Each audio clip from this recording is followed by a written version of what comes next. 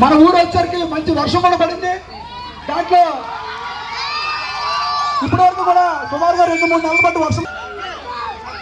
మొన్న నర్సీపట్నం నియోజకవర్గం నుంచి తెలుగుదేశం నాయకులు మన ఊరు రావడం జరిగింది. మరి ఆ రోజు చాలా ఎక్కువగా చెప్పారు. ఇక్కడ ఏదో 5 సంవత్సరాలు ఇప్పటికే ఏదో పెరిగిపోయింది చెప్పించారు, పెద్ద పోటీ చూపించారు. మరి నాయుడు వచ్చి వీళ్ళందరికీ కూడా మీరందరికీ నేను భరోసా ఉంటాను, నేనేదో చేస్తాను అని చెప్పేసి అని చెప్పడం జరిగింది. అయితే ఆ నాయకుడు గురించి మన గ్రామంలో ఉన్న ప్రజలందరికీ కూడా తెలుసు. గతంలో 2004 గురించి కూడా ఆ నాయకుడు ఈ ఊరిని ఏం చేశాడో, ఎంత మంచి పని చేశాడో, ఎంతమందికి ఉపకారం చేశాడో మనందరికీ కూడా తెలుసు. మన నాయకుడు ఇవాళ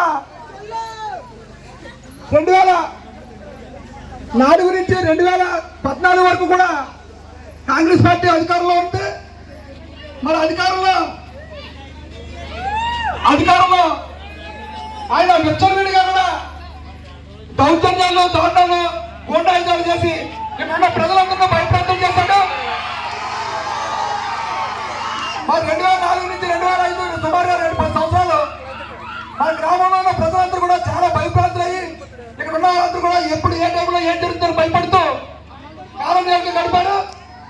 మరి 2004లో రాజశేఖర రెడ్డి గారు వచ్చిన తర్వాత ఆయన చేసిన నిర్వహణ నేను చెప్తాను, కొంచెం మీరందరూ కూడా సాధారణంగా వినాలని కోరుకుంటా.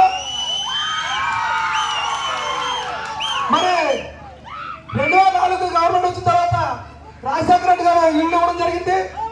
ఆ ఇల్లు సుమారుగా 135 ఇల్లు ఇస్తే ఆ 135 ఇల్లు కూడా బిల్లులు తీసుకొని ఆ బిల్లులు ఇష్టం చేసుకొని సిమెంట్లు కూడా తీసుకొని సిమెంట్లు కూడా పట్టుకుని వెళ్ళిపోయి ఆ మిల్లులో కట్టుకొని ఇక్కడ ఎవరన్నా అడిగితే దౌర్జన్యం చేసి రాళ్ళతో కొట్టించి కర్రతో కొట్టించడం చేయడం జరిగింది. మరి వీళ్ళందరికీ తెలుసు. మన అడగడానికి వచ్చిన వాళ్ళందరూ కూడా దౌర్జన్యంగా కొట్టడానికి చేసేవాడు. మరి 2004 అధికారంలోకి వచ్చిన తర్వాత కోఆపరేటివ్ పేషెంట్ మొదలెట్టాడు. కోఆపరేటివ్ పేషెంట్ గా అధికారంలోకి వచ్చి సుమారుగా 30 మందితో బినామీలో చేసి 30 బినామీలో తీసుకొని వాళ్ళు ఎవరికి కూడా తెలియకుండా సుమారుగా 30 లక్షల రూపాయలు సహాయం చేశాడు. మరి మన ఎమ్మెల్యే అధికారులకు వచ్చిన తర్వాత ఆ కోఆపరేటివ్ పేషెంట్ గా నేను వెళ్ళిన తర్వాత ఇవన్నీ బయటకు వచ్చాయి. మరి మీరు అందరికీ కూడా ఈ తెలియవు, నేను మన అధికారంలోకి వచ్చిన తర్వాత ఇవన్నీ బయట పెట్టామని నా మీద చాలా దౌర్జన్యం చేసి గొడవలు చేసి చాలా ఇబ్బంది పెట్టాలని ప్రయత్నం చేశాడు. అయినప్పుడు కూడా మన ఎమ్మెల్యే గారు మన ఊరి మీద మంచి గౌరవం, మన మీద అభిమానంతో చాలా ఇబ్బంది పెట్టినా ఆయన మనందరూ కూడా కాపాడడం జరిగింది.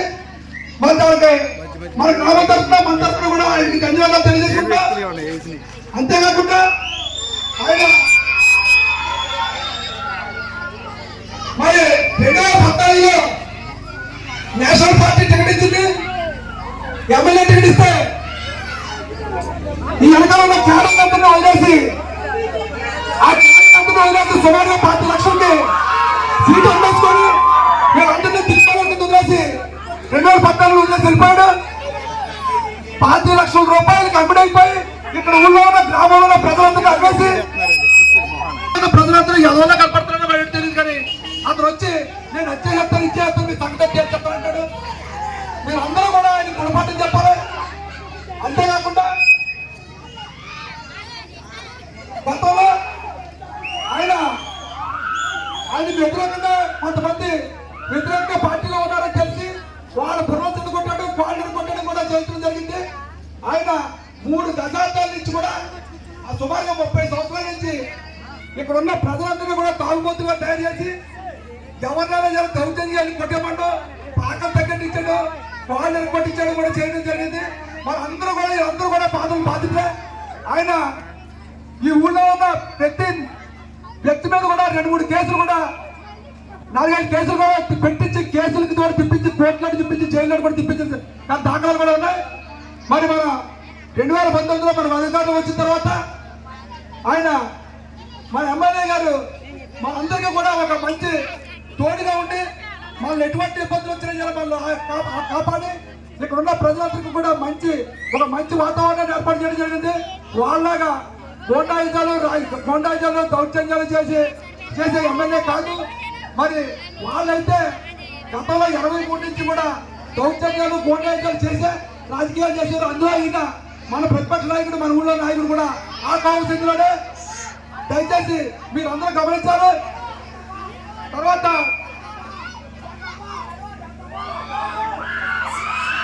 మన ఊళ్ళో మనం అధికారంలోకి వచ్చిన తర్వాత కరోనా టైంలో ఇక్కడున్న మహిళలు వాళ్ళకి ఇబ్బందులు పడుతున్న ఉద్యోగిస్తూ బాబు మాకు ఎక్కడికి వెళ్ళాలన్నా వెళ్ళినా మాకు చాలా ఇబ్బందిగా ఉందని చెప్పేసి చెప్తే ఇక్కడ ఈ చెరువు గట్టు మీద అయితే మీరు పెట్టుకుంటారా అని చెప్తే వాళ్ళు గది కట్టుకున్నందుకు వాళ్ళందరూ కూడా కోర్టుకి కేసుల మీద కూడా కేసులు జరిగింది మనందరికీ కూడా తెలుసు.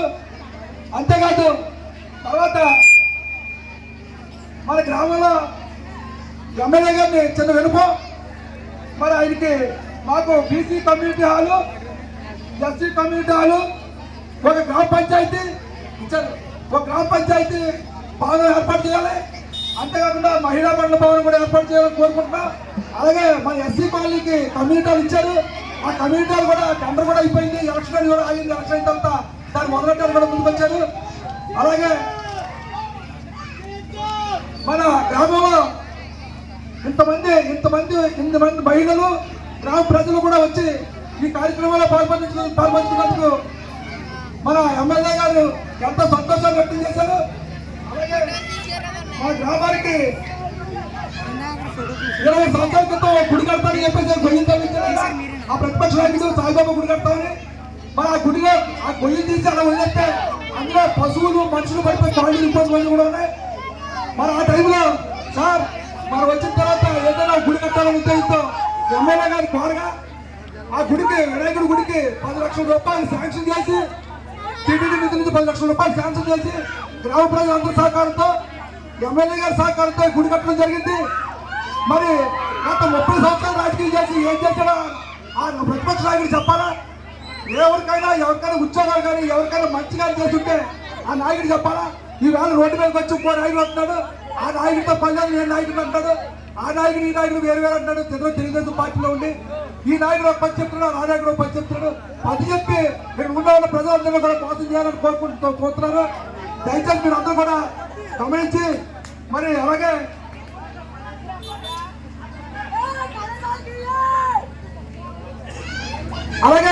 మన గ్రామంలో ఉన్న ప్రజలందరూ కూడా మళ్ళీ మన ఎమ్మెల్యే గారిని ఒక మంచి మెజార్టీతో మన ఊరి నుంచి మంచి మెజార్టీ ఇవ్వాలని కోరుకుంటూ